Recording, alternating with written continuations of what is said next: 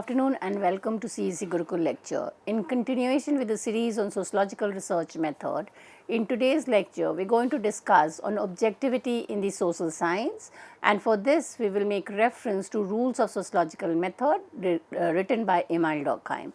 Now we know that Emile Durkheim is one of the founding fathers in sociology, and he was kind of trying to develop a science of society, and therefore he kind of develops a sociological method which has certain rules, and the rules are such that you need to kind of observe the social reality, classify, compare and analyze in the same manner that the sciences kind of study their problems. So, here in the first part we try to understand social facts, define it, characteristic, types. Now, here we are going to lead the rest of the book, which kind of stresses on, this is basically chapter 3 of the book, which talks about the rules for studying social fact. Now, having defined the subject matter of sociology, Durkheim describes the method to study it. And the first rule that Durkheim states is, consider social fact as thing. So, if we read the definition of social fact, it's kind of considered as social facts are ways of acting, thinking or feeling that are common in a society, should be treated as objective reality, external to individual and exerting influences on them. So, it is not that social facts are something which is kind of illusionary or something which is abstract, but for Durkheim these are real everyday thinking, everyday behavior. So, instead of being dealt with as concrete realities worthy of direct attention and study, they have been dealt with by other writers in the light of concepts or notions. To counter these tendencies, Durkheim said that social fact must be treated as thing. As things, social facts have to be studied by the empirical method and not direct intuition.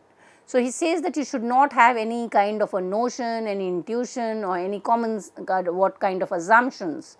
You need to study that social fact as empirical reality, and you need to follow the rules, you need to follow the methodology of studying it.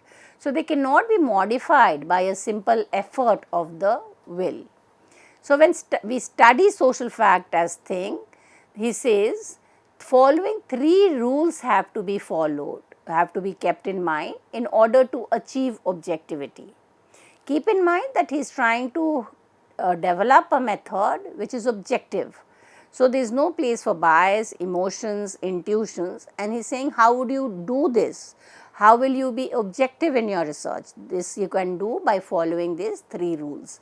Number 1, all preconceptions must be eradicated. Sociologists must adopt an emotionally neutral attitude towards what they set out to investigate. Number 2, sociologists have to formulate the concepts precisely. At the outset of the research, the sociologists are likely to have very little knowledge of the phenomena in question. Therefore, they must proceed by conceptualizing their subject matter in terms of those properties which are external enough to be observed. So, it says that you have to be kind of select concepts, area that you need to study, and there should be clarity in the use of concepts. What are you going to actually trying to study? How would you define it? What are its characteristics? And the third rule is, when sociologists undertake the investigation of some order or social fact, they must consider them from an aspect that is independent of their individual manifestations. So, it is kind of going to a research like an open slate, blank slate. You do not have any preconceived notion, you do not have any individual manifestation. You are going to observe the reality as it is out there without any kind of biased assumptions. So, this objectivity of social facts depends on their being separate from individual facts which express them. Social facts provide a common standard for members of the society. They exist in the form of legal rules, moral regulations, proverbs, social conventions, etc. It is these that sociologists must study to gain an understanding of social life. Social facts are seen in currents of opinion, which vary according to time and place, impel certain groups either to more marriages or to more suicides. So, after the first rule, that is to kind of consider social facts as thing, his second rule, he says, is to observe social fact as external phenomena. Social facts should be studied from outside as they present themselves to us, rather than through individuals' perceptions or interpretations. Sociologists should approach their research focusing on tangible facts with the social universe, not merely preconceived ideas. This can mean abandoning lay concepts in favor of scientific terminology that accurately reflects social phenomena. We cannot use everyday mundane words. It has to be a scientific concept, a term that would be that the researcher would be able to define and be able to conceptualize the problem. So, that has to be kind of done only through scientific objectivity. Strong emotional ties to moral belief or societal norms may inhibit a clear view of social reality. So, there is no place of emotions. We cannot kind of be biased by kind of showing our emotions or showing our intuitions, even assumptions. We may be having certain assumption about a reality, but if we were to study it scientifically, we would kind of do away with the preconceived assumptions and notions. The third rule is to differentiate or distinguish between normal and pathological social fact. Now, normal are those that occur on an average. It is normal for crime to happen in society, but what would be pathological? If the rate of occurrence of the crime increases, in a sense, it's pathological in the sense it would hamper the moral social order of society, and that is why it becomes pathological. So, what is a sociologist supposed to do? You are supposed to differentiate between the normal and pathological. They should be able to differentiate between social facts that are functional and contribute to social order, that is the normal social fact, and those that are dysfunctional or disruptive, that is pathological. Now, Durkheim is a functionalist, so his entire focus is to kind of understand the way in which the moral order or the solidarity of the society can be maintained, and therefore he focuses on the study of the normal social fact. Durkheim explains that social fact is considered to be normal when it is understood in the context of the society in which it exists. He further adds that a social fact which is general to a given type of society is normal when it has utility for the societal type. As an illustration, he cites the case of crime. We consider most of the time we say that crime is pathological, but for Durkheim, though we may refer to crime as immoral because it flouts values, we believe from a scientific viewpoint, it would be incorrect to call it abnormal. Why? Firstly, because crime is present not only in the majority of societies of one particular type, but in all societies. That is, he is saying that it is universal. So, if it is universal, that it is found in almost all society, it cannot be kind of abnormal. Secondly, if there were not occasional deviances or flouting of norms, there would be no change in the human behavior. When the rate of crime exceeds what is more or less constant for a given social type, then it becomes an abnormal or pathological fact.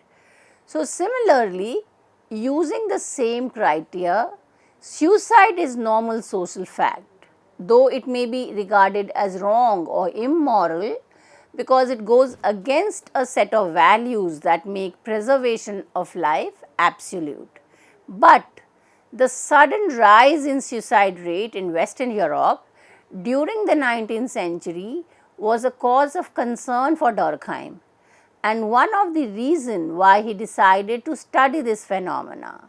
And if we read his book on suicide, he gives us the types of suicide, which is he connecting it to the moral order and the decline of the connect between individual and the collective. Now, once these rules have been given, the next of kind of differentiating between normal and the pathological, the next rule is to classify social type. There have been two opposing conceptions of collective life among scholars. Some historians hold that each society is unique, so we cannot compare societies. On the other hand, philosophers hold that all societies belong to one species, the human species, and it is from the general attributes of human nature that all social evolution flows. Durkheim takes an intermediary position. He speaks of social species or social types.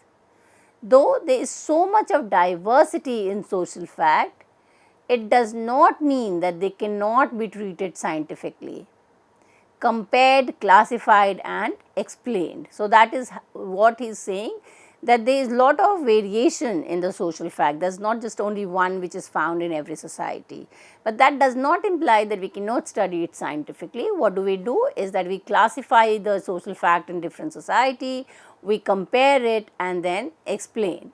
If on the other hand we speak of only one species, we will be missing out in the important qualitative difference and it will be impossible to draw them together.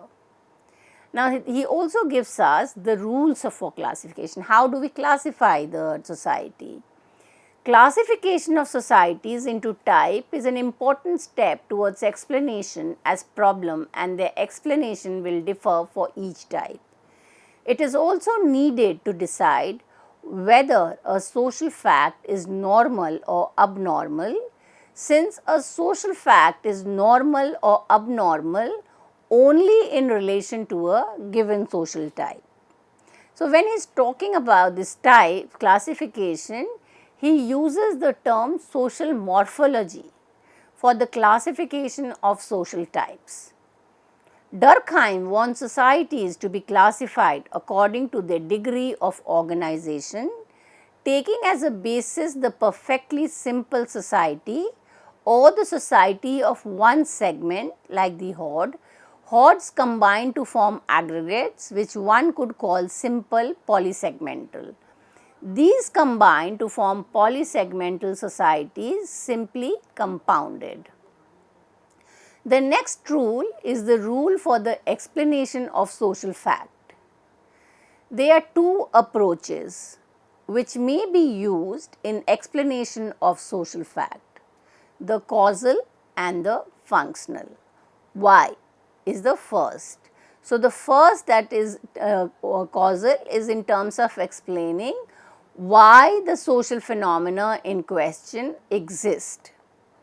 The latter, that is the functional, involves establishing the correspondence between the fact under consideration and the general need of the social organism and in what this correspondence consists. The cause which gives rise to a given social fact must be identified separately from whatever social functions it may fulfill. So, basically, how do you explain the social fact? First, try to explain the context in which the social fact emerges, and secondly, explain the functions or the utility of the fact in society. The next is, he talks about the rule is to explain social fact causally. She said that there are two ways, one is causal and one is the functional. How do we explain it? Causally. Social facts should be explained by identifying their social clauses and functions rather than reducing them to individual psychology.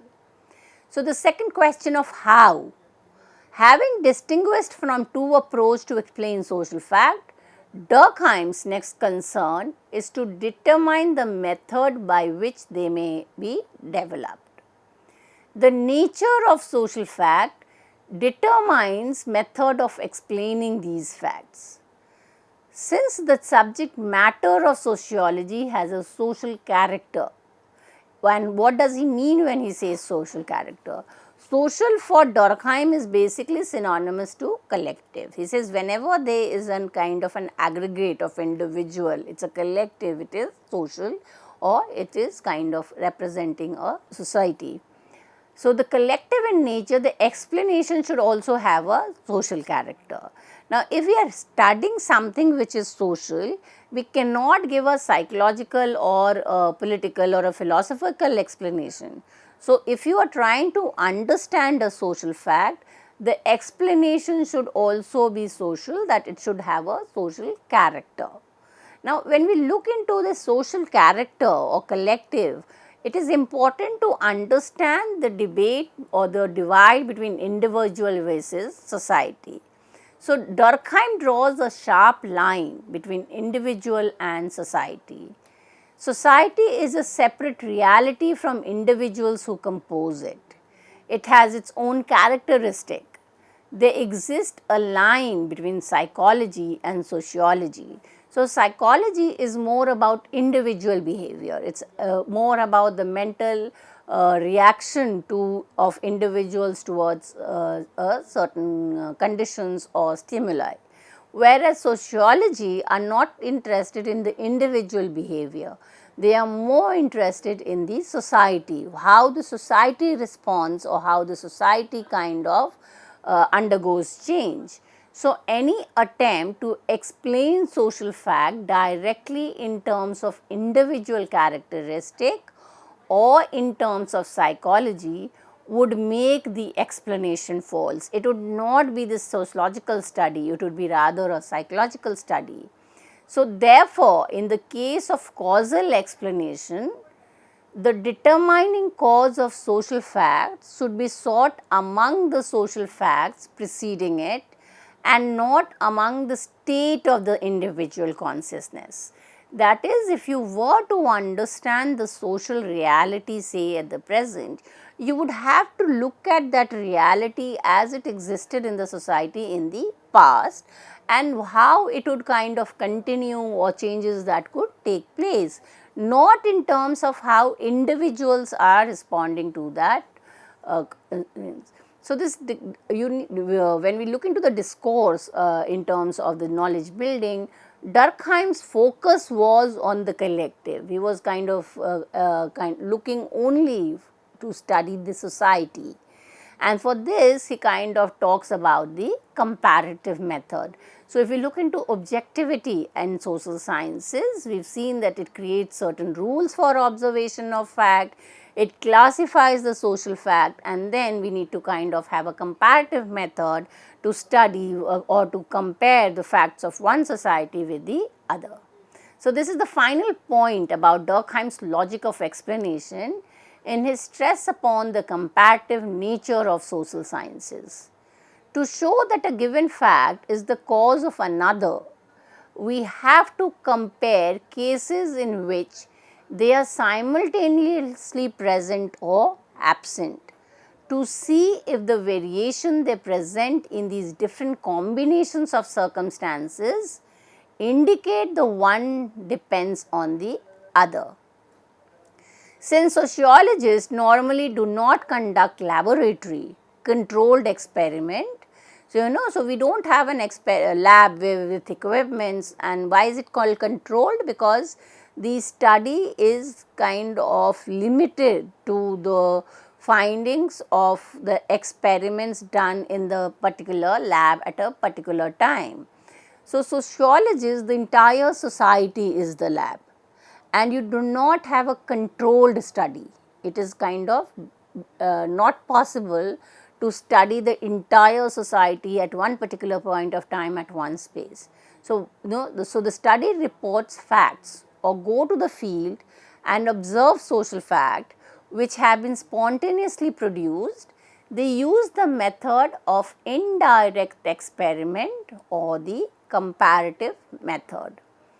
Now, basically if we read the rules of sociological method, we see he is referring to 4 rules, kind of summarize the rules of sociological method. We can put it in under 4 rules. Number 1, rules of observation. So, social facts should be observed as objectively as possible, treating them as thing. This involves distinguishing between directly observable social facts like laws and institutions and indirectly observable ones like the moral obligations and collective consciousness. The second rule is the rule of classification. Social facts can be classified into 2 broad categories: material social facts like architecture, technology and legal codes, and non-material social facts like norms, values and beliefs.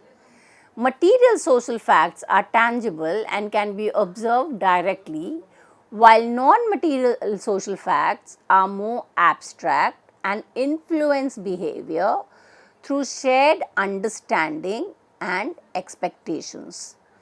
The third rule is the rule of separation. Social facts need to be distinguished from individual facts. Social facts are external to individual and exist independent of them. They exert a coercive influence on individual, shaping their thoughts, feelings and action. This rule, that is the rule of separation, also involves distinguishing between normal social fact, those that are functional for society, and pathological social fact, those that are dysfunctional. So, the functional social fact will basically, from a functionalist perspective, lead to integration of the society. It will maintain the moral order.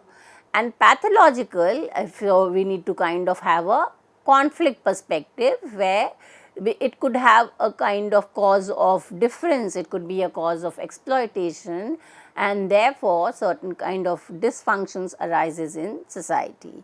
The fourth rule in the rules of sociological method by Durkheim is the rule of explanation. Social facts should be explained by other social facts, not by individual motivation or psychological factor. So, if you were to understand, say, the crime rate in a society, it is not to understand why an individual committed, but to understand the social, economic, political conditions in the society which could have led to the increase in crime rate. Here, in Durkheim's text, other than crime, he also refers to the suicide rate. There is a book written by Durkheim titled Suicide. Here, Durkheim analyzes social factors like social integration and regulation rather than individual psychological predisposition. So, if we were to study suicide, say, from a psychological perspective, the explanation is that individuals' mental health kind of deteriorated and was kind of not able to individually cope up. Durkheim is connecting it to the collective. He says if an individual is not able to keep integrated, or there are factors that is breaking the fragments of the society, there are chances of suicides occurrence to increase. So, we have read these rules of sociological methods. It is also important to understand some of the critiques to it. So, this book, The Rules of Sociological Method, published in 1895, emphasizing treating social fact as things that can be observed, measured just like physical objects, and that is why objective study of empirical reality. Durkheim proposed rules for the observation, classification and explanation, aiming to establish sociology as a rigorous empirical science. However, his work has been subject to critique. Critics argue that this approach may oversimplify social reality by reducing it to observable, measurable data, potentially overlooking the complexities of individual agency and meaning making. So, we basically is kind of the idea that can social science be objective in study, and when we critique it and say that it is kind of not feasible to understand as an objective reality, we have the other discourse, which is the subjectivity or subjective understanding of social reality. So, come to the conclusion, the emphasis on external observation may neglect subjective experiences and interpretation that individual attach to social phenomena. Durkheim rules for studying social facts were groundbreaking in establishing sociology as a scientific discipline. While his emphasis on objectivity and external influence of social facts remain relevant, a more nuanced approach that acknowledges individual agency, subjective meaning, and the dynamic interplay between individual and society is needed for a comprehensive understanding of social phenomena.